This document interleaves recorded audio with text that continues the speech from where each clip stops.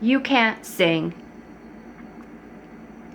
That's what was constantly screamed at me as a child every time I try and sing along in the car with the other people in the car. But, you know, Alice Sellers, the Wicked Witch of West Vancouver, wants to make sure that you don't get to have any fun and that you're abused in every single aspect of your life. So, you know, when I was a kid and I would go into all the school choirs, we'd have to do concerts in the mall. And I remember how, like, all the little old ladies would always think I was so entertaining and would always, like, give compliments to me. Yet Alice would sit there and bitch and complain that she had to waste her time to come watch me at the mall when it's just a stupid little choir and I can't sing anyway. So, you know, way to build your child's self-confidence. Good parenting skills she has, doesn't she? Such a good place for my child to be. So disgusting. Like somebody who has no interest in being a parent in any sense of the word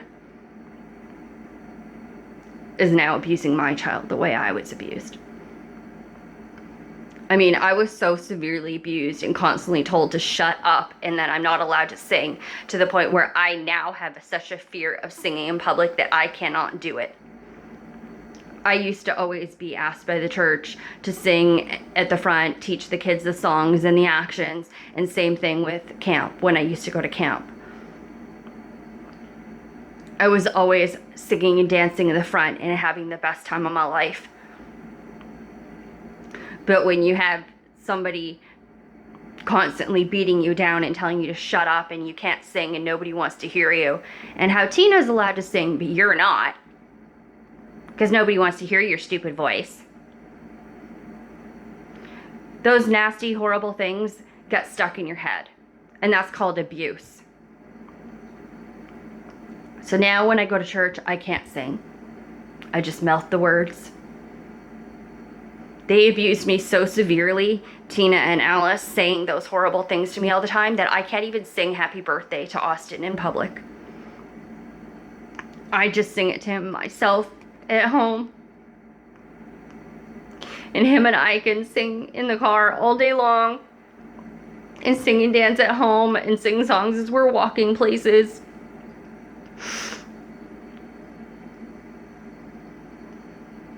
And that was like one of the best things that we did together, was just spending time walking from place to place to go do our activities or go shopping or whatever. Because we don't waste gas in using a car when we live in a community where it's safe to walk around and where we can walk places. And everybody in the community knows who Austin and I are. And we'd always be singing together as we're walking, or just having conversations or playing little games or whatever. It's like music was such a big part of our life. Austin would always even be singing in the bathtub and making up songs of his own. And now he's living somewhere where he's being told to shut up. I mean, how sick is that? That I am so afraid of singing in public now because of all that abuse, that I can't even sing happy birthday to my child.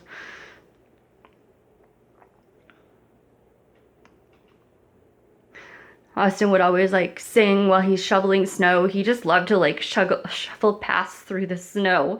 So it's like he would clear our pathway and then he'd like just go winding up and down the property, like shoveling little paths everywhere that don't really go anywhere, because we don't need to walk anywhere but from the house to the barn. And that's it.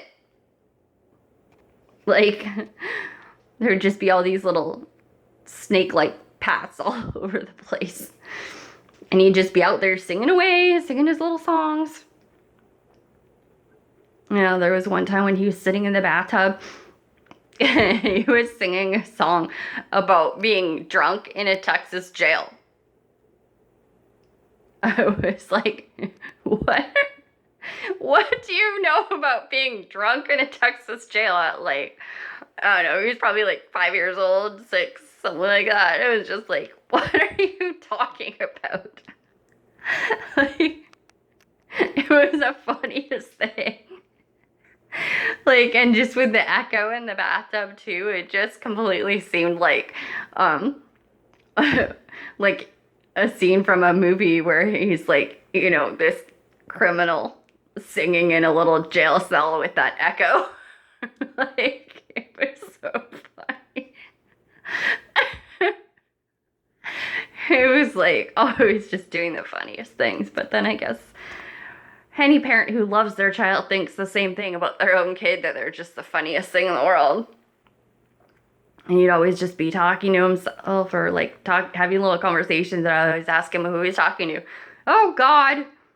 Like, it's just the normalest thing ever to hear a child say, I'm just talking to God. No, he's not allowed to do those things. He's not allowed to talk to God. He lives in a horrible place where he's not allowed to go to church, say grace, say his prayers, have his Bible studies. Hell, they pulled him out of his Christian school. It's like they've just taken every aspect of him away. It's just like, it's no different than a murder. And that's why I feel like every day, like I'm waking up to the murder of my child, because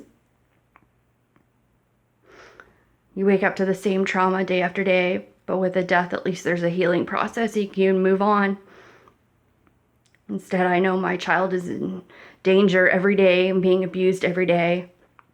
How many times a day is he being told to shut up, and how he can't sing? And he's just annoying people. He should just go play video games and stay away from them.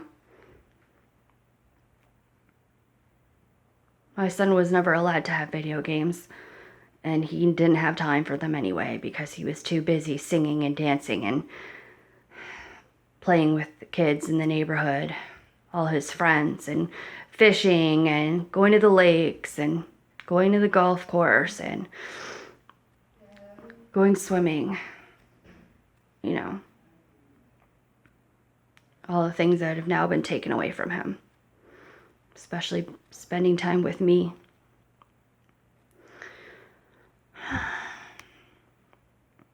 I just miss singing and dancing with him every day.